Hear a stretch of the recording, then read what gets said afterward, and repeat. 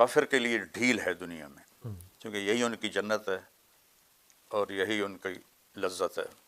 جب یہ میرے پاس آئیں گے تو پھر ان کو پتہ چل جائے گا کہ اللہ کی پکڑ کتنی شدید ہے۔ تم دنیا کے دیوانے بن جاؤ گے، دنیا کی محبت میں گرفتار ہو جاؤ گے اور موت کو تم برا سمجھنے لگ جاؤ گے۔ ایک زمانہ آنے والا ہے جب قومیں تمہیں اس طرح تقسیم کریں گی جیسے کھانے کے پیالے پر کھانا تقسیم ہوتا ہے۔ اگر ہم غزہ سے ہی آغاز کریں، کم از کم ہماری زندگیوں میں تو اتنی طویل جنگ غزہ میں نہیں ہوئی۔ ہر 4-5 سال کے بعد صورتحال اس طرح کی بنتی رہی ہے، لیکن وہ چند دنوں پر محیط ہوتی تھی اور چند سو افراد متاثر ہوتے تھے۔ یہ 1 لاکھ سے زائد لوگ متاثر ہو گئے ہیں، کل جس کی آبادی 20 لاکھ کے لگ بھگ ہے۔ کیا کہیں گے آپ؟ اللہ تعالیٰ کے 2 قانون ہیں، ایک غیر مسلم کے بارے اور ایک مسلم کے بارے۔ غیر مسلم کے لیے ہے ذرہم یأکلوا ویتمتعوا ویلہہم الامل فسوف یعلمون ذرنی ومن خلقت وحیدا وجعلت له مالا ممدودا وبنین شہودا ومہدت له تمہیدا ذرنی والمکذبین اولی النعمت ومہلہم قلیلا۔ ایسی کئی آیات ہیں، میں نے صرف 3 آیات آپ کے سامنے پیش کی کہ اللہ اپنے نبی کو تسلی دیتے ہوئے فرماتے ہیں کہ آپ ان کو موج مستی کرنے دیں، یہ دنیا میں زہرت الحیات الدنیا، یہ دنیا کی کچھ رونق ہے جو ہم نے ان کو دی ہے، جب یہ میرے پاس آئیں گے تو پھر ان کو پتہ چل جائے گا کہ اللہ کی پکڑ کتنی شدید ہے۔ کافر کے لیے ڈھیل ہے دنیا میں، کیونکہ یہی ان کی جنت ہے اور یہی ان کی لذت ہے، تو موت کے بعد ان کے لیے کچھ نہیں۔ لیس لہم فی الآخرۃ الا النار، آگے ان کے لیے آخرت میں آگ کے سوا کچھ نہیں ہے۔ مسلمان کے لیے اللہ تعالیٰ کا قانون دوسرا ہے، وَلَنُذِيقَنَّهُم مِّنَ الْعَذَابِ الْأَدْنَىٰ دُونَ الْعَذَابِ الْأَكْبَرِ لَعَلَّهُمْ يَرْجِعُونَ، کہ ہم انہیں چھوٹے چھوٹے عذاب دیں گے، بڑا عذاب نہیں دیں گے، لعلہم یرجعون، تاکہ یہ مرنے سے پہلے پہلے توبہ کر لیں۔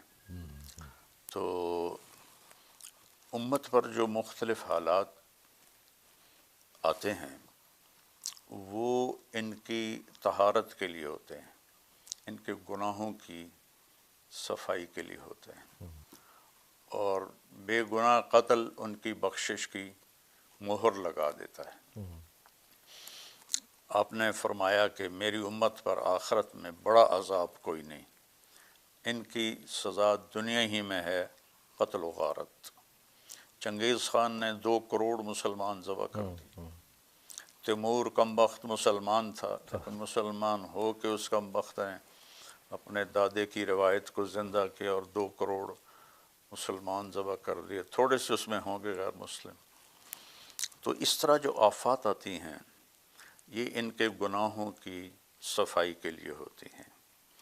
تو اللہ تعالیٰ ان کو، ایک دوست میرے کینیڈا میں رہتے ہیں، ان کا انہوں نے مجھے بتایا کہ میں نے خواب دیکھا کہ جتنے غزہ کے شہداء بچے ہیں وہ اوپر آسمان میں تیر رہے ہیں اور اللہ تعالیٰ کے نبی ان کے ساتھ ہیں، اور جب وہ سارے بچے اوپر کٹھے ہو جاتے ہیں تو اللہ کے نبی ان کو لے کر اوپر چلے جاتے ہیں۔ تو دیکھنے میں خوفناک، کربلا سے بڑا خوفناک واقعہ کیا ہوگا کہ انسانی تاریخ میں کسی نبی کی نسل اس طرح ذبح نہیں ہوئی جیسے کربلا میں ہوئی، اور ابھی صرف 51 سال ہوئے تھے اللہ کے نبی کو فوت ہوئے، کچھ صدیاں گزر گئی ہوتی، قوم بھول جاتی، عمر تو تھا، پھر تو تھا 61 ہجری اور آپ 11 ہجری میں فوت ہوئے ہیں، تو 50 سال بھی نہیں گزرے کہ آپ کی نسل کو بکرے کی طرح ذبح کر دیا گیا۔ ان کے لیے تو یہ نہیں کہا جا سکتا کہ ان کے گناہوں کی سزا ہے، سزا دی. وہ جنت کے وارث ہستیاں تھیں. تو اس طرح مسلمانوں پر جو تکلیف آتی ہے عام طور پر وہ ان کی نافرمانیوں کو صاف کرنے کے لیے ہوتی ہے، اور غیر مسلم کو جو اللہ چھوٹ دیتا ہے وہ ان کو یہیں ان کی لذتیں پوری کروا دیتا ہے، اور آگے پھر وہ ہمیشہ کے لیے آگ ہے. تو مولانا صاحب بڑی خوبصورت آپ نے اس کی تشریح فرمائی، بہت خوبصورت.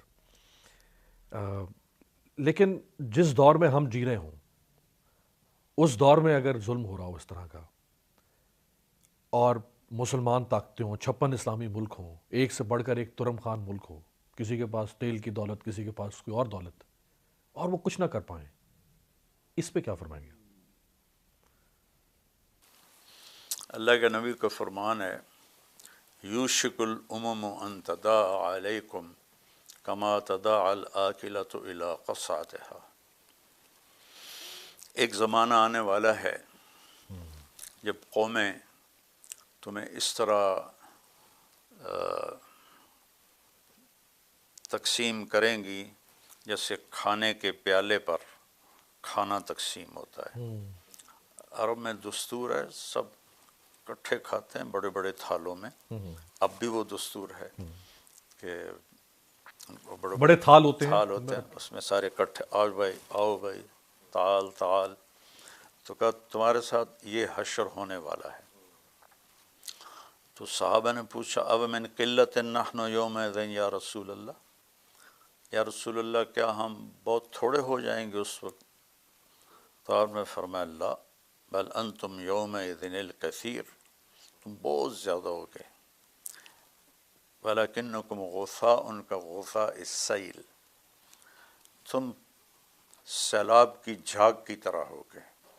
وَلَيَنزِعَنَّ اللَّهُ مِن صُدُورِ عَدُوِّكُمُ الْمَهَابَةَ مِنْكُمْ، اور اللہ دشمن کے دلوں سے تمہارا رعب نکال دے گا.